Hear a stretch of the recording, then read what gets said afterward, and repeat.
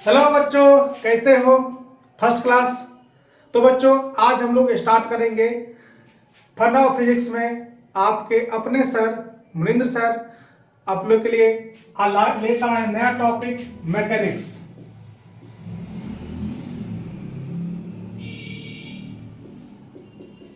Mechanics इसको हिंदी में कहते हैं यांत्रिकीय।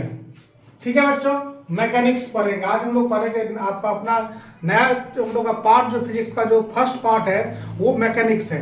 ठीक है बच्चों, इससे पहले अगर आप लोग इस चैनल को सब्सक्राइब नहीं किए तो प्लीज सब्सक्राइब कर लें और बेल आइकन दबा दें कि इस चैनल पे जो नया नया वीडियो आते रहेगा वो आप लोग को नोटिफिकेशन मिलता रहेगा। आप लोग तुरंत उस वीडियो का फायदा उठा सकते हैं। और बच्चों, अगर आप लोग को कोई प्रॉब्लम हो रही है तो आप लोग कमेंट बॉक्स में कमेंट भी कर सकते हैं। तो क्योंकि अगर जब तक कमेंट नहीं करेंगे, जब तक आप कमेंट बॉक्स में नहीं लिखेंगे, तब तक मुझे पता नहीं चल पाएगा कि आखिर आप लोगों को क्या दिक्कत आ रही है। इसीलिए अगर कोई किसी प्रकार की परेशानी हो समझने में या आप लोगों को लग रहा है कोई दिक्कत है तो आप लोग कमेंट बॉक्स में बेहिचक कमेंट कर सकते हैं। ठीक है बच्चों, तो आज हम टॉपिक पे आते हैं मैकेनिक्स। तो मैकेनिक्स जो हम लोग का है बच्चों, दो पार्ट में है। पहला पार्ट है हम लोग का काइनेमेटिक्स और दूसरा पार्ट है बच्चों डायनामिक्स। तो यंत्र जितना भी है तो दो ही चीज पे है आधारित है, या तो रेस्ट में होगा या फिर बच्चों किस में होगा, मोशन में होगा। या तो रेस्ट में होगा या फिर किस में होगा, मोशन में होगा। अगर ऑब्जेक्ट या तो यंत्र जितना भी है वह या तो रेस्ट में होगा फिर किस में होगा, मोशन में होगा।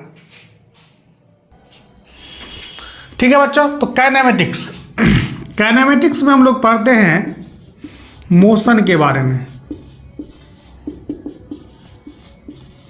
मोशन विदाउट कॉज, बिना कारण को समझे मोशन के बारे में पढ़ेंगे किसमें, काइनेमेटिक्स में। डायनामिक्स में पढ़ेंगे हम लोग बच्चों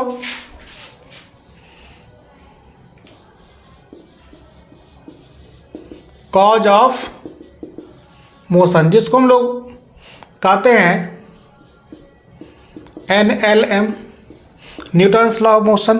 तो यहाँ पे हम लोग पढ़ेंगे बच्चों, अभी जो हम लोग चैप्टर स्टार्ट करेंगे चैप्टर नंबर 3 है मोशन इन स्ट्रेट लाइन, वो काइनेमेटिक्स का चैप्टर। चैप्टर नंबर 3 और चैप्टर नंबर 4 ये दोनों किसका है बच्चों, काइनेमेटिक्स का है। चैप्टर नंबर 4 में हम लोग पढ़ेंगे मोशन इन प्लेन, अभी हम लोग पढ़ेंगे मोशन इन स्ट्रेट लाइन।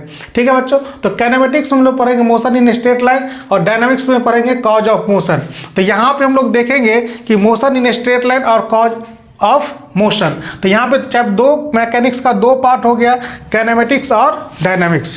ठीक है बच्चों, तो हम लोग अब स्टार्ट करेंगे kinematics chapter number 3 motion in straight line. ठीक है बच्चों, सरल रेखा में गति।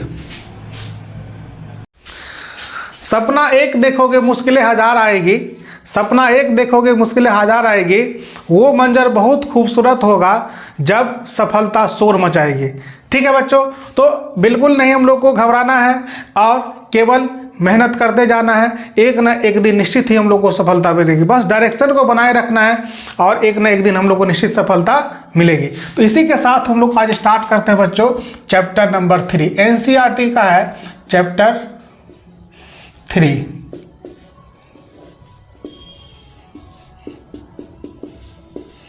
मोशन इन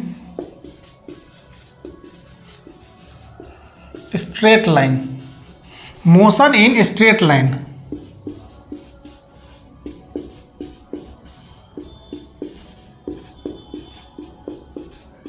सरल रेखा में गति, मोशन इन स्ट्रेट लाइन सरल रेखा में गति। आज हम लोग बच्चों तीसरा नंबर चैप्टर स्टार्ट करें NCERT का मोशन इन स्ट्रेट लाइन सरल रेखा में गति। आखिर जो गति होगा सरल रेखा में उसके बारे में हम लोग यहाँ पे स्टडी करेंगे। सरल रेखा में गति का मतलब कि वो जो गति हम लोग का एक ही दिशा में होगा, चाहे हम लोग का ये हो सकता है एक्स एक्सिस के तरफ, वाई एक्सिस के तरफ, जेड एक्सिस के तरफ, या फिर एक्स वाई के बीच में,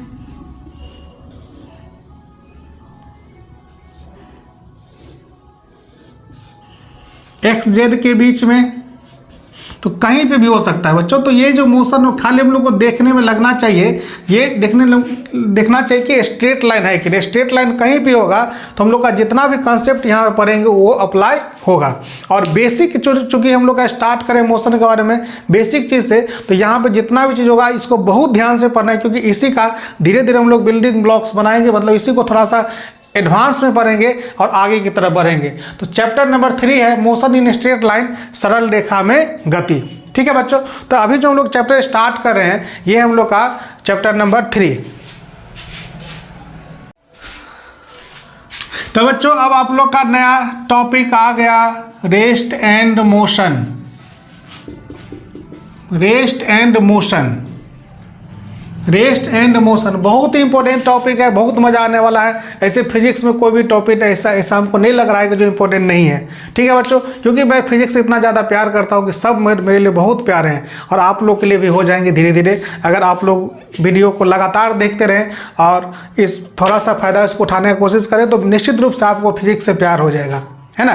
तो यहाँ पर हम लोग देख रहे हैं रेस्ट एंड मोशन। रेस्ट का मतलब क्या होता है बच्चों, अगर कोई ऑब्जेक्ट टाइम के साथ, समय के साथ अपने पोजीशन में चेंज नहीं कर रहा है, अगर हम लोग एक ही यहाँ से दिखाएं कि ये रेस्ट में है और फिर दिखाएं, फिर कुछ देर के बाद देखें कि वही है, अगर हम लोग का हाथ इधर से इधर नहीं जा रहा है तो हम लोग बोल देंगे कि ये क्या है, ये रेस्ट में हम लोग का है। ठीक है, अगर कोई ऑब्जेक्ट को दिखाने के लिए उंगली को हमको घुमाना नहीं पड़ता है, हाथ को हमको घुमाना नहीं पड़ता है, तो ऑब्जेक्ट हमेशा क्या होगा, रेस्ट में होगा। और अगर हम लोग हाथ को घुमाते हैं, मतलब डायरेक्शन चेंज करते हैं या मैग्नीट्यूड चेंज करते हैं, तो हम लोग का क्या होगा, ऑब्जेक्ट हम लोग का मोशन में आ जाएगा। ठीक है बच्चों, तो ऑब्जेक्ट हम लोग को रेस्ट में होगा और मोशन में होगा तब जब लोग देखने के बाद हमको लगेगा कि पोजीशन के टाइम के साथ पोजीशन चेंज करा है, तो हम लोग का ऑब्जेक्ट किस में आ गया, मोशन में आ गया। अगर टाइम के साथ पोजीशन चेंज नहीं करा है तो ऑब्जेक्ट कहाँ पे बच्चों, रेस्ट में है। ठीक है, जैसे कि घर में टांगा हुआ कैलेंडर, वो कभी हम लोग देखते हैं कि वहाँ का वही है, तो हमेशा कहाँ पे है, वो रेस्ट में है। अगर हम लोग जैसे कि ये व्हाइट बोर्ड, ये भी कहाँ पे है, रेस्ट में है। आप लोग का जैसे देखिए मोबाइल मेरा लगा हुआ है, जो कैमरा लगा वो क्या है, कहाँ पे है, रेस्ट में है। ठीक है बच्चों, तो ऐसा चीज़ जो समय के साथ नहीं चेंज कर रहा है, उसका पोजिशन नहीं चेंज कर रहा है, तो क्या कहलाएगा, रेस्ट में। लेकिन कहानी में थोड़ा सा ट्विस्ट है। क्या ट्विस्ट है कि यहाँ पर जैसे कि हम लोग देखते हैं क्या, कि अगर कोई यात्री जो है मेरे साथ ट्रेन में ट्रैवल कर रहा है, ठीक है, उसको एक आदमी प्लेटफॉर्म से देखता है तो बोलता है, वो प्लेटफॉर्म पे जो खड़ा आदमी वो बोलेगा इमोशन में, लेकिन हम क्या बोलेंगे, उसको रेस्ट में है। तो यहाँ पे थोड़ा सा हम लोग को प्रिकॉशन लेने की जरूरत है, यहाँ पे थोड़ा सा बात को समझना पड़ेगा कि रेस्ट और मोशन डिसाइड कैसे होता है। नॉर्मली हम लोग जो देखते हैं जैसे बिजली का खंभा, ये कहाँ पे है, रेस्ट में है ना। पृथ्वी जो हम लोग का घूम रही है ये कहाँ पे, मोशन में है ना। सन हम लोग का लगता है कहाँ पे है, रेस्ट में है। ठीक है, तो यहाँ पे बच्चों थोड़ा सा हम लोग को, चूंकि अब 9th में नहीं, हम लोग आ गए हैं 11th में, तो थोड़ा सा इस चीज़ को ध्यान रखना पड़ेगा कि हम लोग से तो जो आंसर का एक्सपेक्टेशन होगा, उत्तर का जो हम लोग का उम्मीदें होगा लोगों से, वो थोड़ा सा अच्छा होगा, है ना, थोड़ा सा और डेप्थ में। ठीक है, तो हम लोग रेस्ट और मोशन, रेस्ट का मतलब क्या होता है, विराम। अब मोशन का मतलब क्या होता है, गति और गति।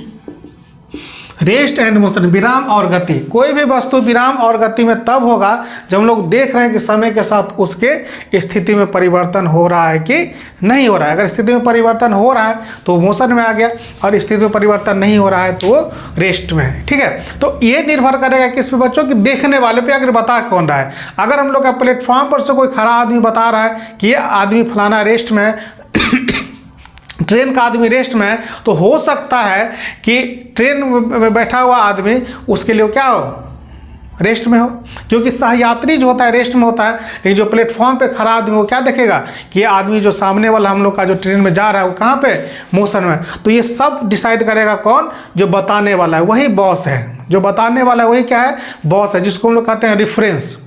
जो बताने वाला है बच्चों उसको हम कह देते हैं रेफरेंस, कि वो बता रहा है किसी के मोशन के बारे में, वो अपने हिसाब से बताएगा। हम किसी को अपने हिसाब से बताएंगे और दूसरा कोई मेरे बारे में अपने हिसाब से बताएगा। तो यहाँ पे सबसे पहले पहचानना होगा क्या, कि ये जो बताने वाला कौन है, रेफरेंस कौन है, वही डिसाइड करेगा कि मोशन में है कि रेस्ट में। अगर बताने वाला बोल रहा है कि मेरे हिसाब से इसका जो पोजिशन चेंज कर रहा है, तो वो गया किस में, मोशन में हो गया।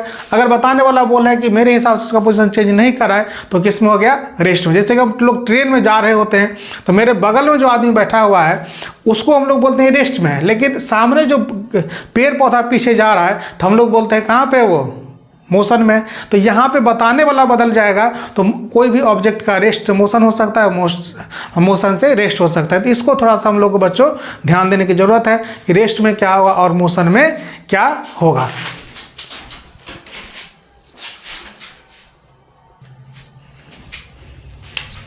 अब आता है बच्चों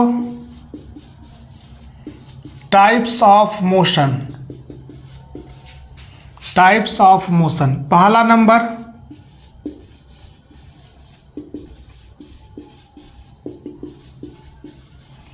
वन डायमेंशनल मोशन, दूसरा number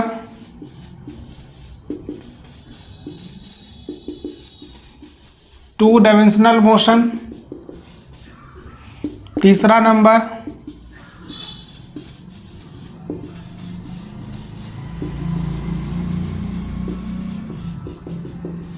three dimensional motion.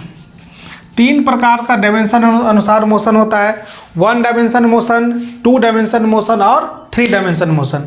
One dimension motion वो होगा जिसमें किसी पार्टिकल का एक ही अक्ष चेंज करता होगा, या तो एक्स चेंज करेगा या वाई चेंज करेगा या जेड चेंज करेगा। जैसे कि देखिए अगर इसको हम ऐसे करके ले जा रहे हैं तो ये क्या हो गया, वन डायमेंशन मोशन, क्योंकि केवल एक्स एक्सिस का चेंज हो रहा है। या फिर ऊपर ले जा रहे हैं तो इसका खाली वाई एक्सिस चेंज करा है, या फिर ऐसे लेके आ रहे हैं तो इसका खाली जेड एक्सिस चेंज करा है। तो ये जो मोशन हम लोग का क्या कहलाएगा, अगर यहाँ से इधर की तरफ से बढ़ रहा है, पोजीशन चेंज हो रहा है, तो ये कहलाएगा हम लोग का वन डायमेंशन मोशन, जिसमें केवल एक ही एक्सिस क्या होगा, चेंज हो जाएगा। ठीक है बच्चों, तो ऐसा मोशन जिसमें केवल एक एक्सिस चेंज हो उसको हम लोग क्या कहेंगे, वन डायमेंशन मोशन। मतलब केवल पोजीशन का एक ही कोऑर्डिनेट चेंज होगा वो कहलाएगा वन डायमेंशन मोशन। दूसरा हम लोग का टू डायमेंशन मोशन, ऐसा मोशन जिसमें पोजीशन का दो कोऑर्डिनेट चेंज होगा, एक्स भी हो सकता है, कोई भी दो एक्स हो, वाई हो, जेड हो, एक्स हो, कोई भी दो कोऑर्डिनेट अगर टाइम के साथ चेंज कर रहा है तो ये मोशन बच्चों कहलाएगा टू डायमेंशन मोशन। तो वन डायमेंशन मोशन वो होगा जिसमें टाइम के साथ एक ही एक्सिस चेंज कर रहा है, टू डायमेंशन मोशन वो होगा जिसमें टाइम के साथ दो एक्सिस चेंज कर रहा है, और थ्री डायमेंशन मोशन वो होगा जिसमें टाइम के साथ तीनों डायमेंशन चेंज कर रहा है। इससे पतंग उड़ा रहे हैं तो किधरों जा सकता है, वो एक्स की तरफ भी जा सकता है, वाई की तरफ भी जा सकता है, जेड की तरफ भी जा सकता है।